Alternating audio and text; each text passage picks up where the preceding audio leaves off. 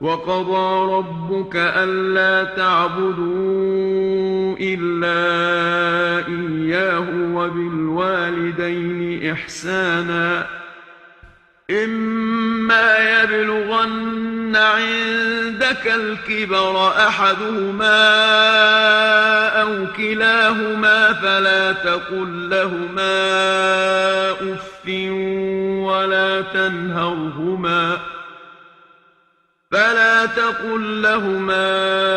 أف ولا تنهرهما وقل لهما قولا كريما.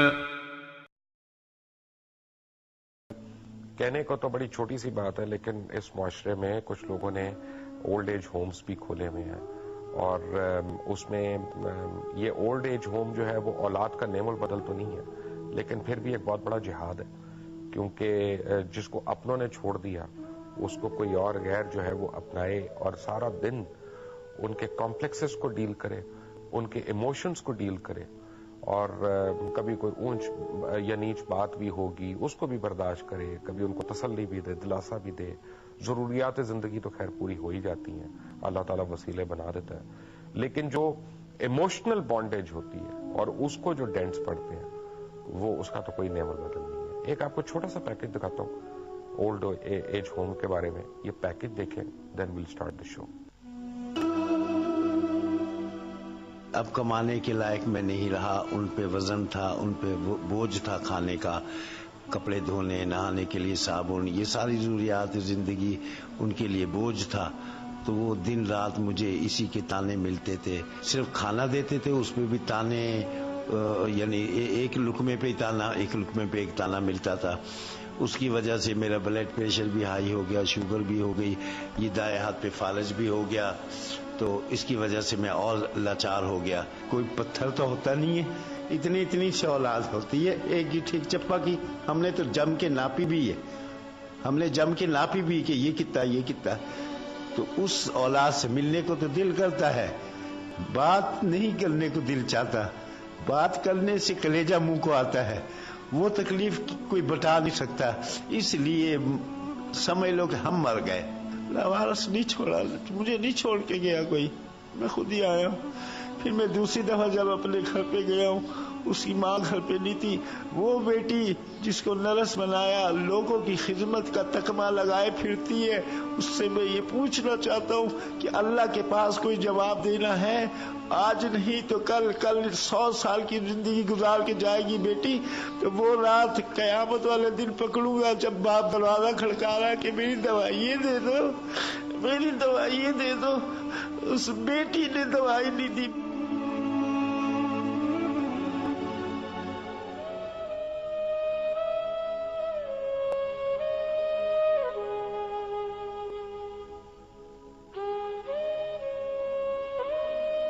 میرے 3 بیٹے ہیں، 3 بیٹیاں ہیں، جن کی سب کی شادیاں ہو چکی ہیں. ایک چھوٹی بیٹی رہتی ہے، اس کی شادی ہونے والی ہے. اب انہیں جب شادیاں ہو گئی سب وہاں سے چلے گئے، بیٹیاں چلی گئی، بہویں آ گئی، تو انہوں نے مجھے یہاں چھوڑ دیا. قسمت کی بات ہے، چھوڑ کے چلے گئے. اب شہنشاہ ایران سے کوئی پوچھے کہ تم نے محل بنوایا ایران کے اندر، تو مصر کے اندر کیوں پڑے؟ کہیں ٹھکانہ نہیں ملا سر چھپانے کو. 2 چیزیں آدمی کو اپنی طرف کھینچتی ہیں، ایک قبر کی مٹی اور ایک دانہ پانی. بس پتہ نہیں کیا چیز انہیں وہاں کھینچ کے لے گئے. میں تو ایک معمولی آدمی، مجھے یہاں کھینچ کے لے آئی. ٹیمپریریلی کہا ہے کہ لوگ گھر چلو. بچوں کی بہت یاد آتی ہے، بہت زیادہ. ایک ہندو نے اپنے باپ کو سر پہ اٹھایا اور دریا میں پھینکنے جا رہا ہے، وہ بوڑھا ہو گیا. اس نے کہا بیٹے مجھے یہاں نہ پھینکنا. اس نے کہا کیوں؟ کہ یہاں میں نے اپنے باپ کو پھینکا تھا، اس لیے مجھے آگے پھینکنا. اب جیسی کرنی ویسی بھرنی. جیسا میں نے اپنے والدین کے ساتھ کیا بھگت رہا ہوں، جیسا میں نے کیا بچوں کے ساتھ، خدا نہ خواستہ وہ نہ بھوگتے. میں تو ان کے لیے یہی دعا کرتا ہوں، یہی ٹچز ہے میرے کہ اللہ انہیں خوش رکھے.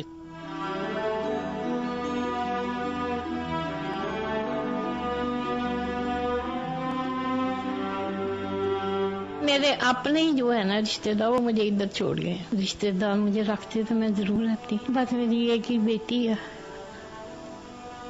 تو وہ بھی نہیں مجھے رکھ سکی.